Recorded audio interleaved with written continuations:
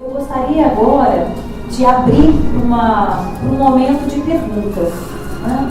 Perguntas para as duas, de perguntas daquilo que vocês têm curiosidade, que vocês podem trazer pro negócio de vocês. Então eu vou apenas mediar aqui e, se der tempo, a gente segue para uma prática. Vocês estão conseguindo enxergar a gente? Estou tão baixinho aqui. Tá? Estão conseguindo ver? Tudo bem? Ok? Então, eu queria abrir então para vocês com relação a perguntas, né? Quem gostaria de fazer alguma pergunta, né? Ou para a Tatiana ou para a Marli, a respeito daquilo que vocês, né, ouviram nesse momento, enfim, estão refletindo, transbordando aí de ideias. Então, eu gostaria de passar a palavra agora para vocês.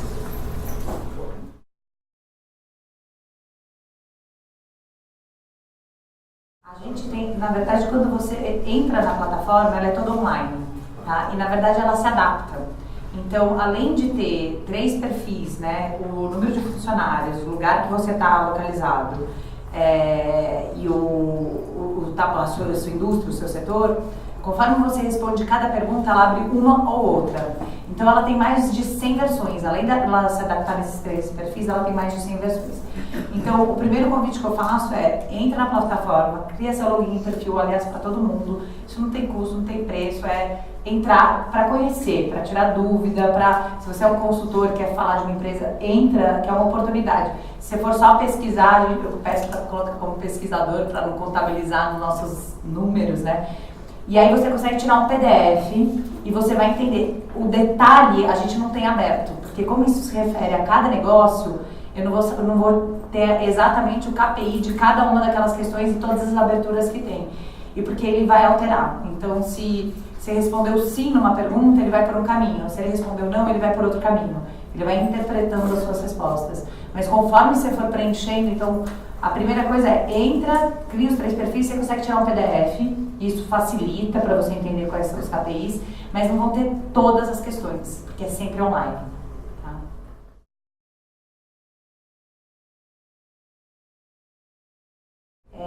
Acho que tem uma coisa para não gerar conflitos de interesse, né? Que a gente não é uma consultoria, a gente realmente é uma ONG, que é todo baseado na avaliação de impacto B, que é esse caminho dessas perguntas. Acho que número 1, as perguntas elas conduzem para o benchmarks. Então você entende o que é a boa prática quando você responde. Ela é muito evidente nisso, no que ela está considerando hoje. Na verdade, ano que vem vai entrar uma nova versão, que é a versão 6, a ferramenta muda também, incorpora novas versões, quando entende que plástico é o problema e quais são os benchmarks em relação a isso hoje, né? Então, acho que esse é um olhar, passar pela ferramenta, esse processo de autoconhecimento e de benchmarks que são evidenciados durante o processo. Mas 2, dentro da nossa... A gente fala muito, por exemplo, com a Fundação Ellen MacArthur, que é de economia circular e é um parceiro que a gente está falando, enfim, de diferentes frentes com eles, mas a gente não indica empresas.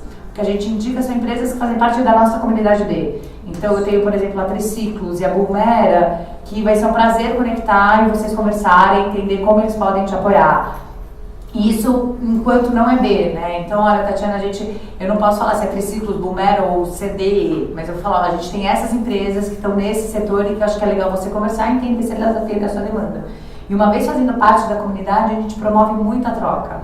Então, a gente faz rodadas de negócio, a gente faz eventos, a gente convida para retiros, a gente tenta aumentar a proposta de valor que a gente tem enquanto comunidade, realmente para essas trocas. Essa conversa só não é só sua, né? É de todo um grupo setorial que está tentando entender. A própria Mãe Terra traz isso super abertamente, de vários desafios que eles têm. O maior é a embalagem, né? Aquelas embalagens com aquele brilhante dentro de alumínio que não é reciclável, todos os problemas, né? Como a gente começa a envolver os atores desse setor para conversar sobre isso. Então, é uma oportunidade, estando na comunidade, estando perto do movimento, da gente sempre convidar. Mas a indicação acaba sendo de empresas B. Eu não sou especialista, e nem você, o que eu conheço a avaliação de impacto B, mas eu sei dessas empresas que podem te ajudar nesse caminho.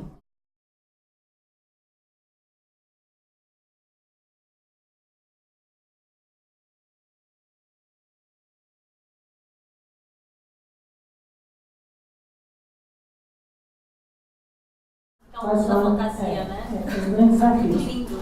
O que eu posso contextualizar e trazer até como exemplo, cada aquisição é um SAFe que a gente considera lá de 30 anos atrás. A maioria das empresas são empresas pequenas, que a gente faz aquisição, sem programas alguns, sem políticas definidas.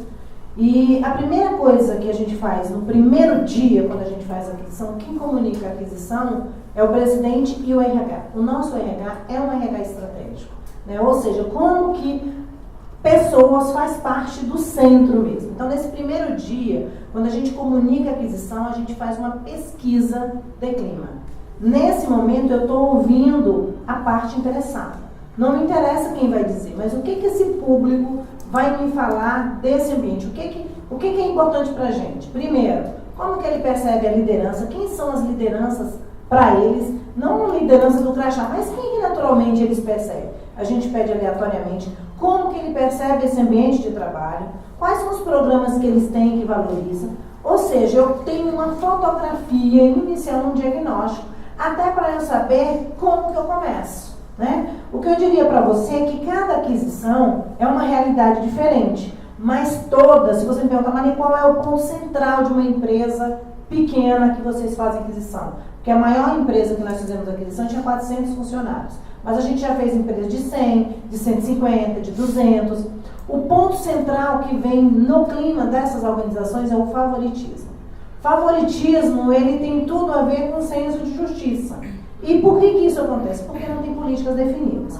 Marlinha, qual é o primeiro passo? Qual é o grande desafio? A primeira coisa, eu diria para você, quem são as lideranças chaves desse processo? Você só consegue fazer um movimento nessa organização se você tiver uma liderança que verdadeiramente as pessoas consigam enxergar que eles são líderes. E no demais, os próximos passos é exatamente o outro. As promoções, essas pessoas vão identificando que aqui tem oportunidade, então a gente já estabelece de imediato. Qualquer promoção, a partir desse momento, só pode fazer a partir de processo. Então, de uma forma ou de outra, o que ela está dizendo, qual é a maior dificuldade do mundo real? Liderança. Qual é a maior dificuldade do mundo real? Mudar e transformar pessoas. Porque isso não acontece de fora para dentro, mas de dentro para fora. E é o principal olhar que se tem depois de um diagnóstico. É isso? É isso.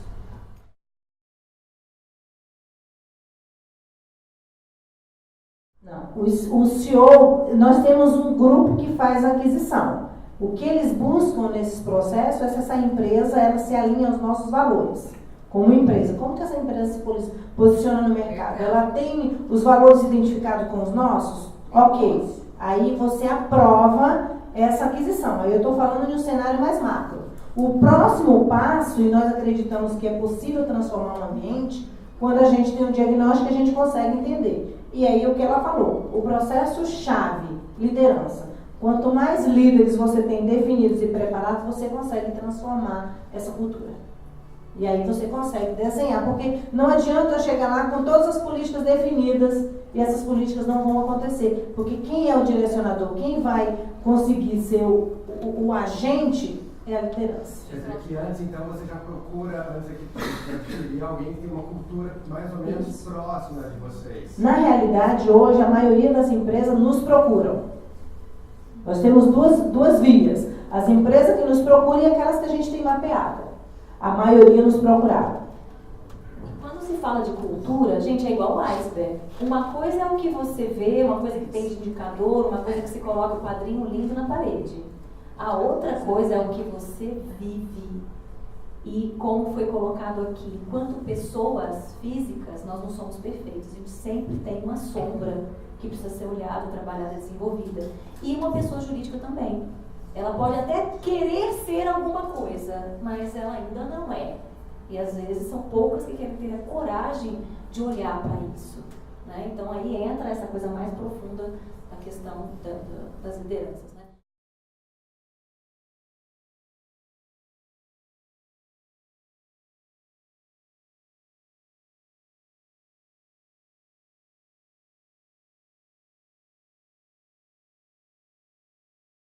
Quando a gente faz uma aquisição, e o RH tem isso muito bem mapeado, eu também avalio quanto que custa hoje essa folha de pagamento no meu faturamento. E eu tenho também qual é o ideal, né? Eu tenho a minha referência, eu tenho o meu benchmark. Marli, quanto que você gasta em benefício? Hoje a gente coloca até 5% do faturamento, eu tenho toda a parte de benefício. Qual é o ideal para a nossa folha de pagamento? Em torno de 20% a 22%. Todo líder, todo gestor de unidade sabe que ele tem esse desafio. Agora, já fizemos aquisições que a folha de pagamento representa 40%. O que a gente faz? Nós já entendemos que a empresa cresce quando você tem essa equipe envolvida. A produtividade é automática. Eu tenho unidade hoje que era 40% e que hoje representa 22% do benefício e folha de pagamento. Qual é a tradução? Pessoas engajadas são mais produtivas, você evita retrabalho, você potencializa o melhor de cada um e as pessoas felizes.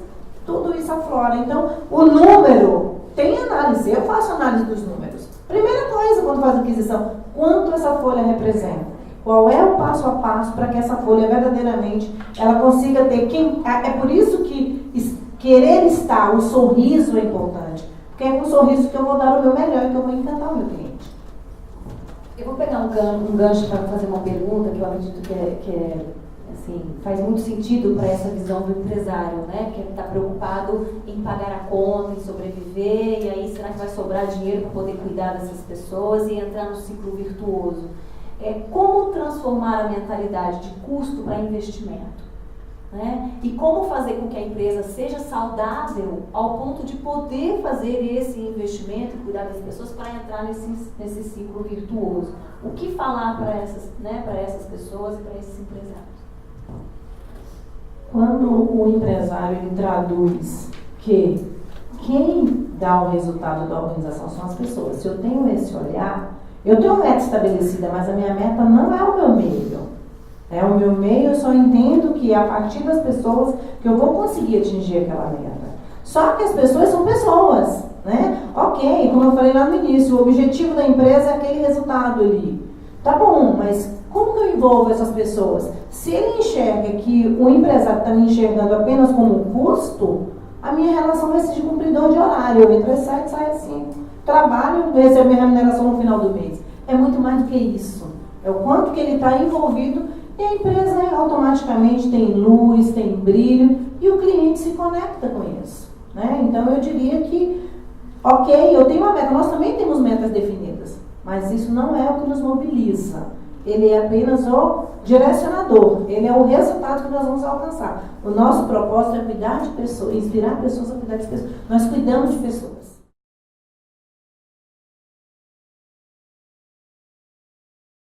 Eu quero passar uma coisa para vocês que tem a ver com isso. É exatamente isso aqui, né? Nós estamos falando sobre como as pessoas veem. E isso tem a ver, então assim, tem uma frase do Kogan que é linda, que é: vemos o mundo não como ele é, mas como nós somos, ou seja, como fomos condicionados a vê-lo. Isso tem a ver com o nosso nível de consciência. É impossível você convencer uma pessoa a enxergar algo que ele não está à altura para enxergar. Nível de consciência tem a ver com esse mundo interno, tem a ver com as minhas crenças, tem a ver com os meus valores, tem a ver com o meu propósito, tem a ver com quem está dirigindo a minha vida, meu ego ou a minha essência. Eu trouxe uma tabela do Richard Barrett que eu gosto demais. Ele é um profissional, um consultor empresarial sistêmico fantástico. E ele traduziu, né, ele ultrapassou as necessidades básicas de Maslow e ele foi além.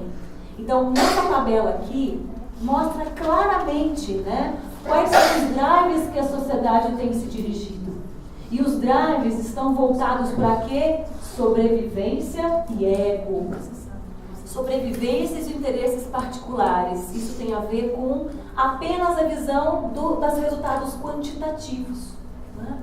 Daquilo que vai ser melhor para a minha empresa, para mim, para a minha família, enfim. E quando você sai desse lugar, né, você só vai conseguir enxergar aquilo que a Marli está falando, aquilo que a Tatiana está falando, o convite que eu estou oferecendo, se tiver um outro nível de consciência. De sair do umbigo e para o coração.